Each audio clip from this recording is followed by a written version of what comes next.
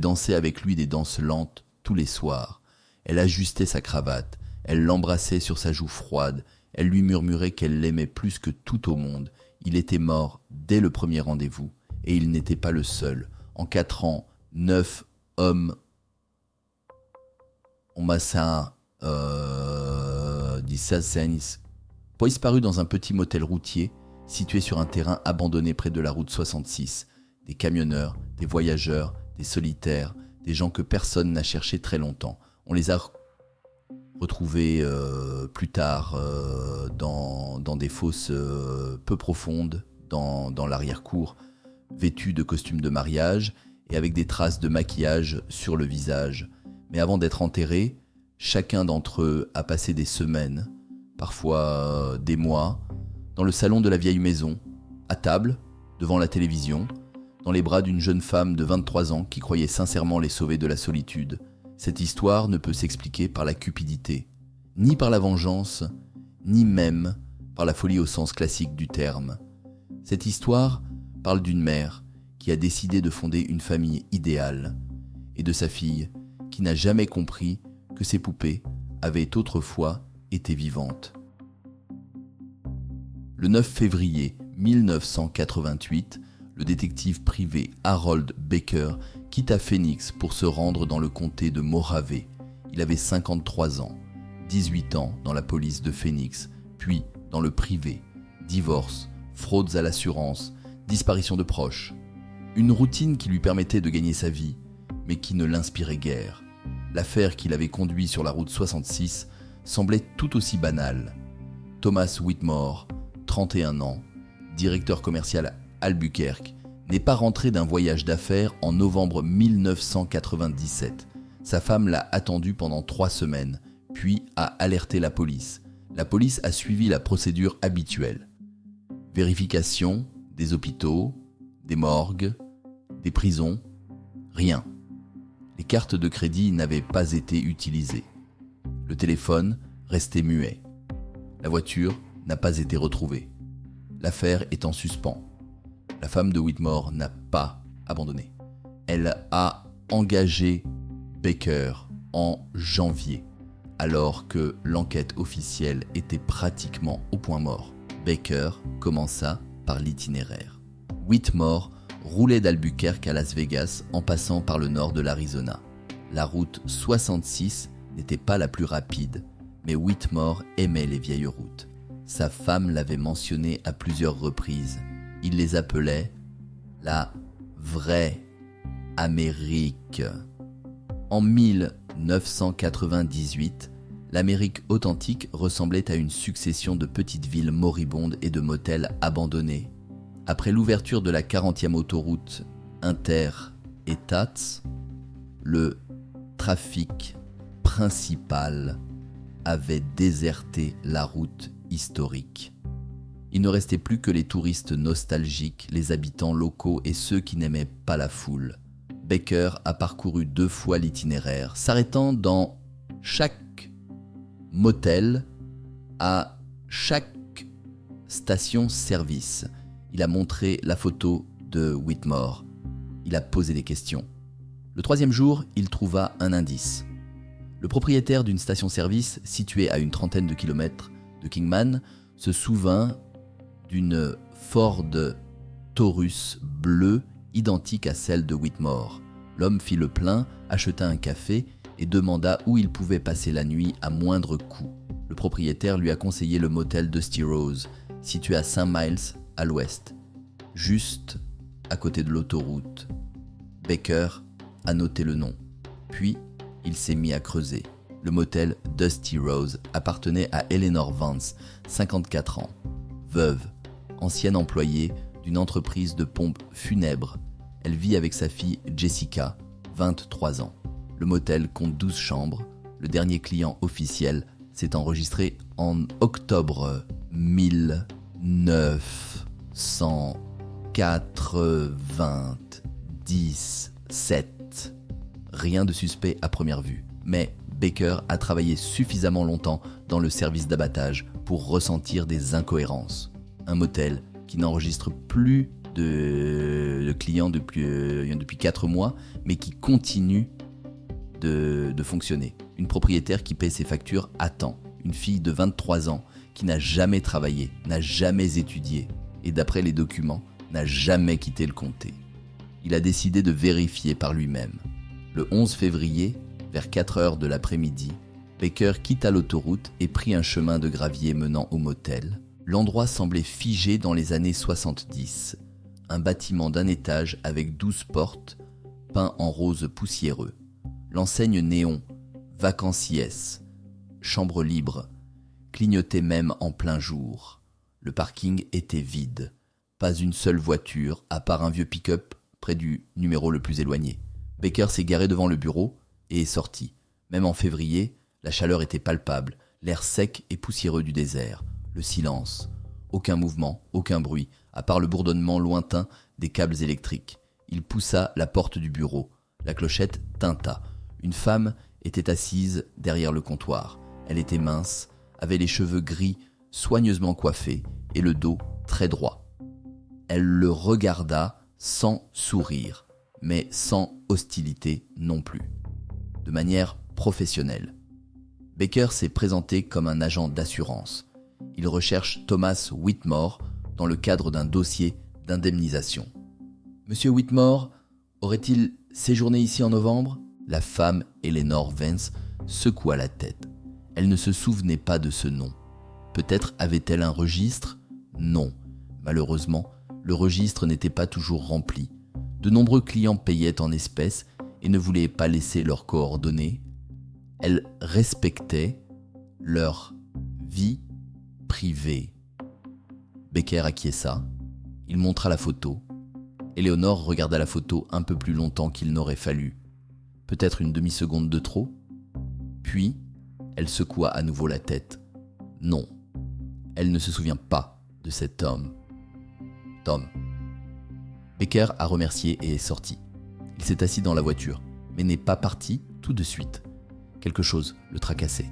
Ses nombreuses années dans la police lui avaient appris à se fier à son intuition. Elle le trompait rarement. Il regarda le bâtiment du motel, puis la maison derrière lui. Une maison à 2 étages au volet fermé. La maison des propriétaires, sans doute. Puis il remarqua quelque chose d'étrange. Derrière la maison, dans le désert, dans la cour arrière, il y a plusieurs petites collines. Elles sont petites, soignées, presque invisibles. Elles ressemblent à des parterres de fleurs, mais sans fleurs. Il n'y a que de la terre sèche et des pierres. Baker en a compté 6. Il sortit son carnet et nota cette observation. Puis, il démarra sa voiture et repartit vers Kingman. Il devait passer un coup de fil. À 21h32 ce même jour, Harold Baker s'arrêta près d'une cabine téléphonique située à côté d'un snack bar, ouvert 24 heures sur 24 à l'entrée de Kingman. Il composa le numéro de son assistant à Phoenix. Répondeur automatique. Baker a pris la parole. « C'est Harry. J'ai trouvé quelque chose concernant l'affaire Whitmore. Le motel Dusty Rose, à une 50aine de kilomètres à l'ouest de Kingman, juste sur la 66. La propriétaire s'appelle Eleanor Vance. Il y a quelque chose qui cloche avec cet endroit. Elle a reconnu la photo. Je l'ai vue. Et il y a des monticules dans le jardin derrière. 6 environ. On dirait, je ne sais pas. Il faut vérifier. J'y retourne demain matin. Si je n'ai pas appelé avant midi, contacte le shérif du comté de Moivay. Tu as noté ? Motel Dusty Rose, Eleanor Vance. Note ce nom. Il raccrocha le téléphone. Le lendemain matin, Harold Baker retourna au motel Dusty Rose. Son assistant ne lui entendit plus dire un mot. 3 jours plus tard, comme l'appel promis n'était toujours pas arrivé, l'assistant a contacté le bureau du shérif. 2 jours plus tard, la voiture de Baker a été retrouvée sur le parking de ce même motel. Baker lui-même a été retrouvé plus tard, beaucoup plus tard. Et ce qu'ils ont découvert dans la maison derrière le motel a changé tout ce que les enquêteurs savaient sur cette affaire. Mais pour comprendre ce qui s'est passé là-bas, il faut d'abord comprendre qui était Eleanor Vance et comment une femme ordinaire est devenue ce que les journaux appelleront plus tard la marionnettiste de la route 66. Eleanor May Vance, née Carpenter, est née le 12 mars 1944 à Winslow, en Arizona. Son père, Roy Carpenter, possédait une petite entreprise de pompes funèbres, la seule dans un rayon de 65 km. Sa mère était morte en couche. Eleanor avait grandi parmi les cercueils, le formol et les cadavres. Pour la plupart des enfants, une telle enfance aurait été traumatisante. Pour Eleanor, elle a été une école. Son père a commencé à l'emmener dans son lieu de travail dès l'âge de 6 ans. Au début, elle restait simplement assise dans un coin et observait. Puis elle a commencé à aider.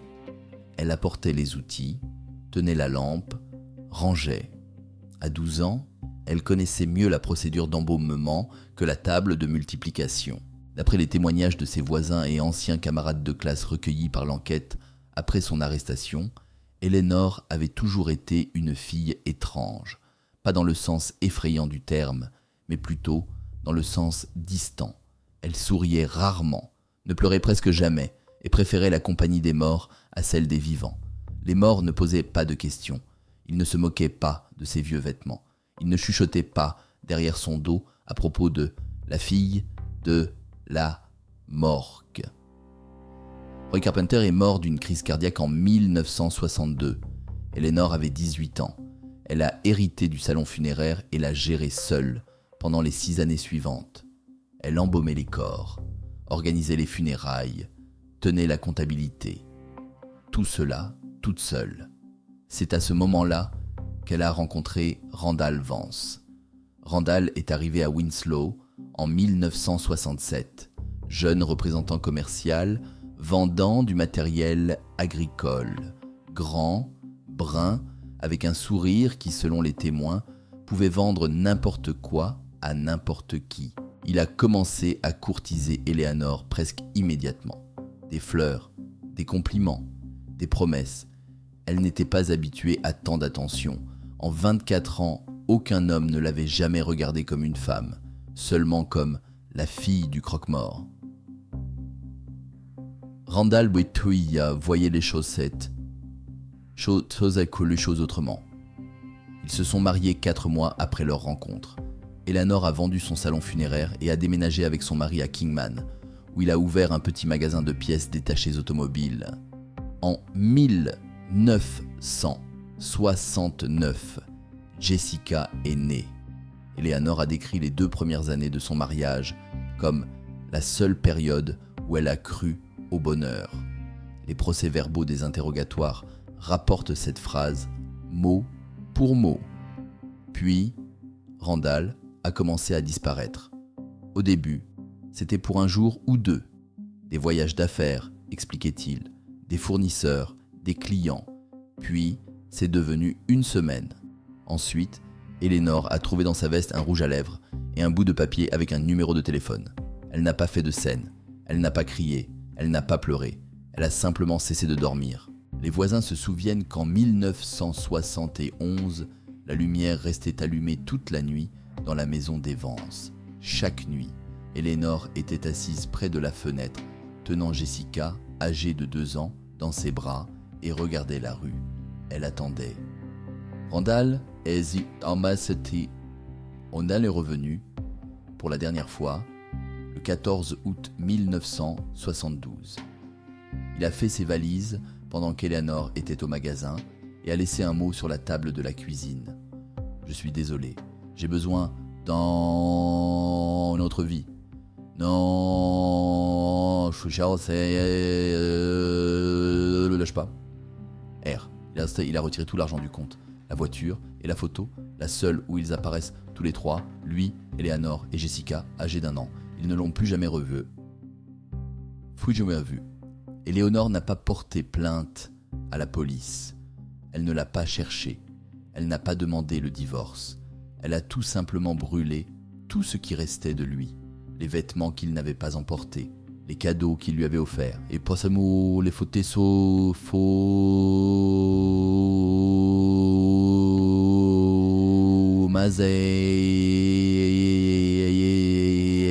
même le linge de lit. Jessica a ensuite raconté aux enquêteurs que sa mère lui avait expliqué la disparition de son père de manière très simple.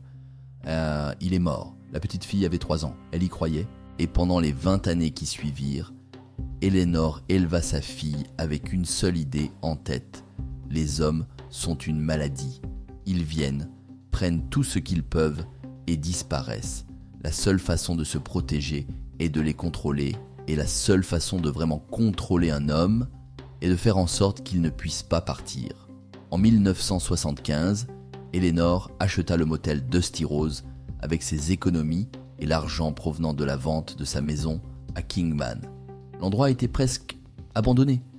12 chambres sur un tronçon désert de la route 66 où le trafic diminuait d'année en année. L'endroit idéal pour une femme qui voulait disparaître du monde.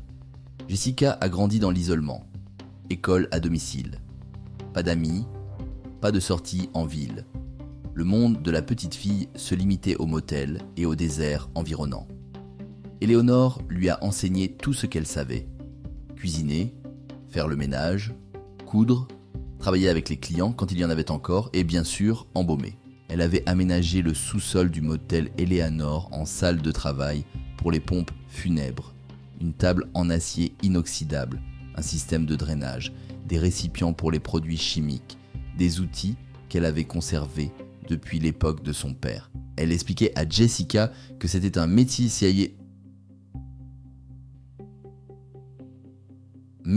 familial, que savoir s'occuper des morts était un art, qu'un cadavre n'était qu'une poupée qu'il fallait remettre en état. Jessica écoutait, Jessica apprenait, Jessica croyait chaque mot de sa mère. L'expertise psychiatrique réalisée après son arrestation a diagnostiqué chez Jessica un trouble de la personnalité infantile avec des éléments de troubles délirants induits.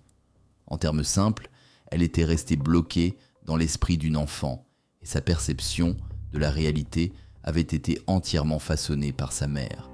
Pour Jessica, les hommes morts dans le salon n'étaient pas des victimes, c'étaient des papas qui étaient enfin rentrés à la maison. Des poupées avec lesquelles on pouvait jouer, des membres de la famille qui ne partiraient jamais. Eleanor a créé ce monde pour sa fille, mais au départ, elle l'avait créé pour elle-même. Année 1994. Eleanor Vance a 50 ans, Jessica en a 19. Le motel Dusty Rose ne rapportait presque rien. Les clients étaient rares, un toutes les 2 ou 3 semaines. Il s'agissait principalement de couples âgés, nostalgiques de l'époque où la route 66 était la principale artère du pays. Eleanor et Jessica vivaient grâce aux allocations sociales et au peu d'argent qui restait du motel. La routine, l'isolement, le désert. Puis David est apparu. Son nom complet est David Reynolds, 42 ans, représentant commercial originaire de Tucson. Il a séjourné dans ce motel dans la soirée du 17 octobre 1994. Une chambre pour une nuit. Paiement en espèces. Selon les déclarations d'Eleanor lors des interrogatoires, il ressemblait à Randall. Le même sourire, la même aisance dans ses mouvements, la même manière de regarder une femme comme si elle était la seule au monde. David flirtait avec Jessica et Eleanor observait chaque geste. Elle reconnaissait ce regard, cette ombre qu'elle avait elle-même croisée bien des années plus tôt. Cette nuit-là, le silence de la maison fut brisé par les larmes étouffées de Jessica. Eleanor n'eut pas besoin de mots. Elle comprit que l'irréparable s'était produit. À 3h du matin, Eleanor entra dans la chambre de David Reynolds. Il dormait, inconscient du poids de son destin. À 3h17, le souffle de David s'est simplement éteint. Plus tard, face aux inspecteurs, elle a raconté l'instant avec un calme absolu. Ce fut une fin silencieuse, sans bruit et sans retour. La nuit s'était refermée sur lui pour toujours. Elle a déclaré aux enquêteurs qu'elle n'avait ressenti ni peur ni doute, seulement de la clarté. Il serait parti le lendemain matin. Il l'aurait oubliée au bout d'un jour. Elle s'en serait souvenue toute sa vie. Je ne pouvais pas laisser cela arriver. C'était le moment où la dernière frontière a disparu. Ce n'est pas parce qu'Éléonore était folle. Elle était parfaitement lucide. Ce n'est pas parce qu'elle avait perdu le contrôle. Pour la première fois de sa vie, elle l'avait pleinement acquis. Cette nuit-là, elle comprit une chose simple. Les hommes morts ne s'en vont pas. Ils ne trompent pas. Ils ne mentent pas. Ils ne laissent pas de mots sur la table de la cuisine. Ils restent là, où on les met. Ils font ce qu'on leur dit de faire. Ils portent ce qu'on leur donne à porter. Un homme mort est un homme idéal. Et elle savait rendre les morts beaux. Elle avait appris cela toute sa vie. Au matin, David Reynolds était allongé sur une table dans le sous-sol du motel. Son sang avait été remplacé par du formol. Son visage avait été maquillé. Ses cheveux avaient été coiffés. Éléonore lui fit enfiler une chemise et un pantalon propres, laissés au motel par les précédents clients depuis de nombreuses années. Elle l'installa dans un fauteuil du salon. Puis, elle a réveillé Jessica. Je te présente ton père, dit Éléonore. Il est revenu. Jessica n'a pas crié. Elle ne s'est pas enfuie. Elle n'a pas appelé la police. Elle s'approcha de l'homme mort, regarda son visage immobile et demanda « Il va rester ?»« Pour toujours », répondit Éléonore. C'est à ce moment-là que est né le système qui fonctionnera pendant les 4 prochaines années. Mère et fille, chasseuse et gardienne, créatrice d'une famille idéale à partir d'hommes morts et de fantasmes malsains. David Reynolds est devenu le premier papa. Après lui, il y en aura encore 8 autres. Et chacun d'entre eux, avant de prendre place dans le salon, passera par le même rituel. Le bar du motel, le sourire de Jessica, la boisson soporifique, la cave, le formol, le costume de mariage. Pour Éléonore, c'était une question de justice, une compensation pour tout ce qui lui avait été enlevé. Pour Jessica, c'est un jeu, le jeu le plus long et le plus réel de sa vie. Pour 9 hommes, c'est la mort, mais ils ne l'ont jamais su. Entre octobre 1994 et février 1998, 9 hommes ont trouvé la mort au motel Dusty Rose. L'enquête a permis d'identifier 8 personnes. La 9e est restée non identifiée. Elle n'avait pas de papier sur elle et ses empreintes digitales ne correspondaient à aucune des bases de données. Toutes les victimes correspondaient au même profil. Des hommes âgés de 35 à 50 ans, voyageant seuls, sans itinéraire précis et sans personne susceptible de les rechercher rapidement. Des routiers entre 2 trajets, des commerciaux, des hommes divorcés déménageant d'un état à un autre, des personnes dont la disparition pouvait passer inaperçue pendant des semaines. Éléonore les choisissait avec la précision d'un chirurgien. Elle évaluait chaque invité au moment de l'enregistrement. Une alliance, c'est mauvais signe. La femme va commencer à appeler. Un costume et une mallette représentaient également un risque. Ces personnes avaient un emploi du temps, des rendez-vous, des gens qui les attendaient en hanteux. Le candidat idéal avait une autre apparence, un jean usé, des yeux fatigués, aucun appel téléphonique dans le hall, une personne qui n'était pressée nulle part car personne ne l'attendait. Quand Éléonore trouvait quelqu'un qui convenait, elle faisait signe à Jessica. Le bar du motel était ouvert à partir de 6 heures du soir. Une petite salle avec 8 tables, un comptoir en bois, quelques bouteilles. Jessica servait les clients. Elle versait du whisky, souriait, écoutait les histoires. C'était une jolie fille, avec des cheveux bruns, de grands yeux et un sourire timide. Les hommes qui n'avaient pas vu de femme depuis des semaines perdaient leur vigilance. En quelques minutes, elle flirtait avec prudence, sans insistance, comme une jeune fille qui ne comprend pas elle-même ce qu'elle fait. Cette image d'une provinciale naïve, en manque d'attention, fonctionnait à merveille. À la fin de la soirée, la victime se sentait déjà spéciale. Le seul homme qui comprenait cette fille solitaire, son protecteur, son sauveur potentiel. Jessica avait préparé elle-même la dernière boisson, du whisky avec du soda et une forte dose de myorelaxant. Eleanor les avait commandés par correspondance sous prétexte de traiter des douleurs chroniques au dos. Le goût de l'alcool masquait l'amertume. L'homme finit son verre et, 20 minutes plus tard, ses muscles cessèrent de lui obéir. Il n'a pas perdu connaissance tout de suite. Au début, il s'est simplement affaibli. Il ne pouvait pas se lever. Il ne pouvait pas appeler à l'aide. Jessica l'a aidé à rejoindre sa chambre, avec attention, en le soutenant par le bras, comme une amie aimante. Eleanor l'attendait dans la chambre. La méthode utilisée pour commettre les meurtres variait. Elle a étouffé les 3 premières victimes avec des oreillers, silencieusement et sans laisser de traces. Elle est ensuite passée à des injections de solutions concentrées de chlorure de potassium, provoquant un arrêt cardiaque qui imitait une mort naturelle. Elle savait où piquer. Ses compétences acquises dans les pompes funèbres comprenaient des connaissances de base en anatomie. La mort survenait en quelques minutes, sans cri, sans lutte, sans blessure apparente. Après cela, le travail commençait. Eleanor transportait le corps dans la cave. Elle avait un brancard pliable volé à l'hôpital de Kingman dans les années 80. La procédure d'embaumement prenait entre 4 et 6 heures. Drainage du sang par la veine jugulaire. Remplissage du système artériel avec une solution de formol. Traitement des cavités.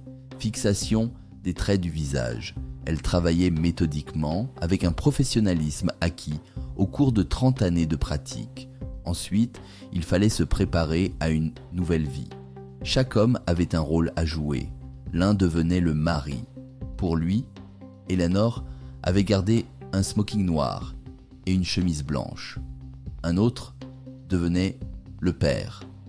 Des vêtements d'intérieur, un pull, des pantoufles. Le troisième devenait le fiancé de Jessica. Un costume à fines rayures, une cravate, une fleur à la boutonnière. Eleanor a collectionné ses vêtements pendant des années. Des vêtements oubliés par des invités. Des achats dans des friperies des villes voisines. Tout est propre, repassé, trié par taille. Le maquillage était la dernière étape. Du fond de teint pour masquer la pâleur cireuse. Du blush sur les joues. Du gloss pour les lèvres afin qu'elles ne semblent pas desséchées. Eleanor maquillait même ses cils et ses sourcils. Elle voulait qu'ils aient l'air vivants. Endormis, mais pas morts. Une fois le travail terminé, le nouveau membre de la famille a pris place dans le salon.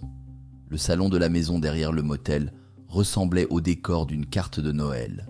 Une longue table à manger pour 8 personnes. Un canapé devant la télévision. 2 fauteuils près de la cheminée. Tout était propre, bien rangé, comme à la maison. Des hommes morts étaient assis à table. Eleanor utilisait un système de support caché pour maintenir les corps en position assise. Des trépieds métalliques dissimulés sous les vêtements, des armatures métalliques pour les bras, des appuis-têtes spéciaux camouflés sous les dossiers hauts des chaises. De loin, ils semblaient presque vivants. Chaque soir, Eleanor et Jessica dînaient avec leur famille. Elles dressaient la table, disposaient les couverts et plaçaient les assiettes devant chaque homme. Le repas était réel, même si, bien sûr, les morts ne mangeaient pas. Eleanor expliquait à Jessica que papa n'avait pas faim aujourd'hui ou que son mari avait déjà dîné. Après le dîner, place à la télévision. Les morts étaient transférés sur le canapé. Eleanor s'asseyait à côté de son mari et posait sa tête sur son épaule. Jessica dansait avec son fiancé au son de la musique provenant d'un vieux tourne-disque. Cela se répétait chaque jour. Petit déjeuner, déjeuner, dîner, repos du soir, une routine familiale normale, à la seule différence que la moitié des participants avaient cessé de respirer depuis longtemps. Au fil du temps, le système s'est complexifié. Eleanor a commencé à tenir un journal familial dans lequel elle notait le caractère. Et si les zizi...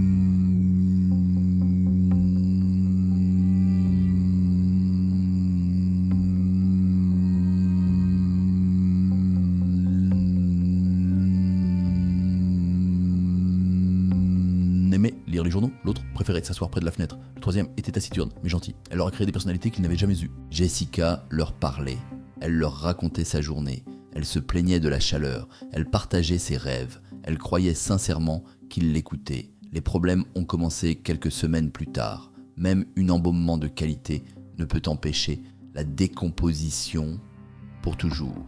Les tissus se sont desséchés, ont foncé et ont commencé à sentir mauvais.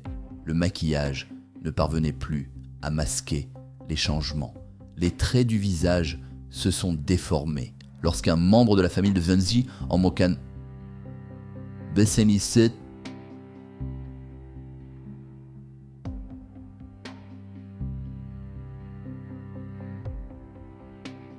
Eleanor organisait des funérailles, la nuit, dans le jardin, dans une fosse peu profonde, sans cercueil, sans pierre tombale, seulement de la terre sèche et des pierres par-dessus. Jessica pleurait à chaque enterrement. Elle disait adieu à son papa ou à son fiancé, comme si elle perdait un être cher.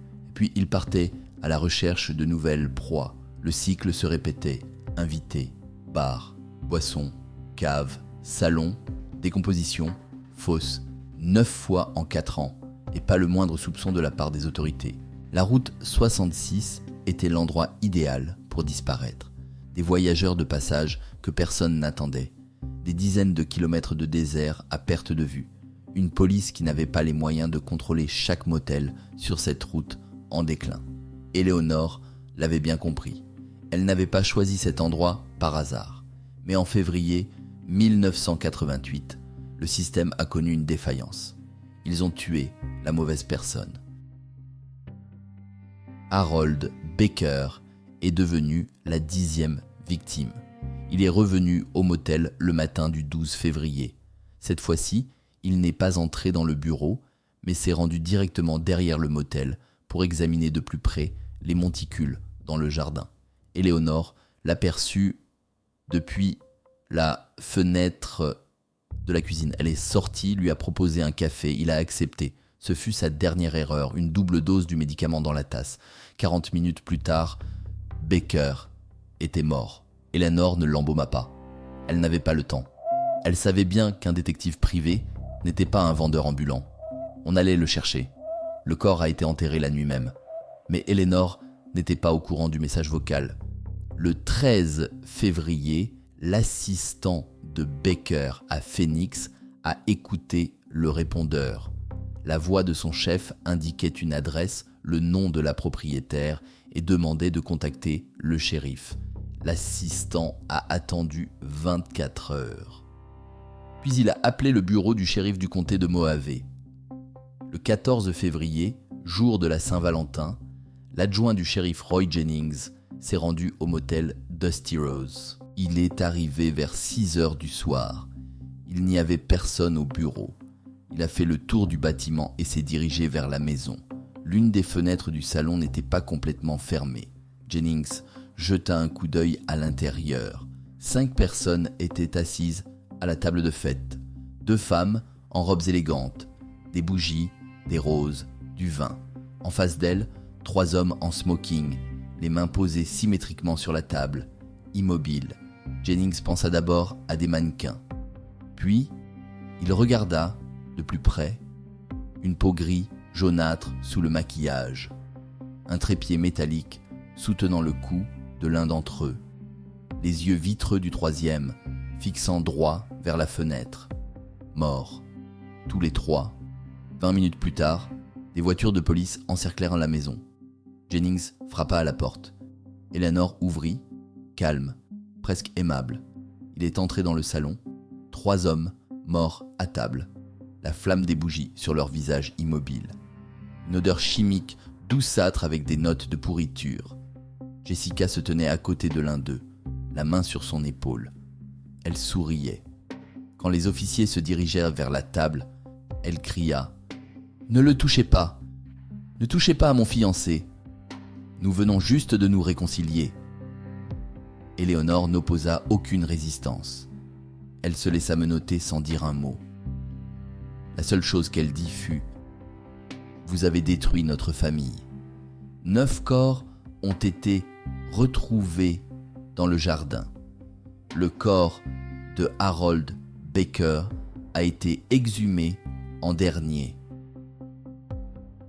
Le verdict a été rendu le 12 décembre 1998.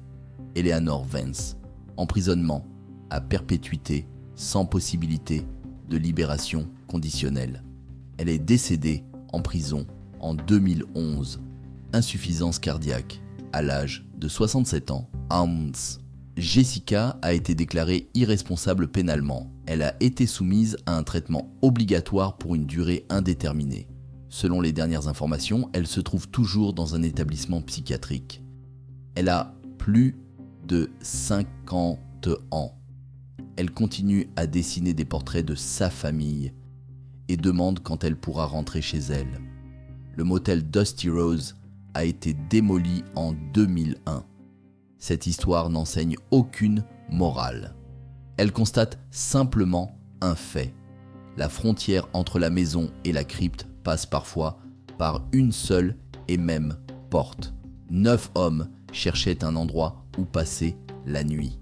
Et ils ont trouvé une famille dont il est impossible de s'éloigner.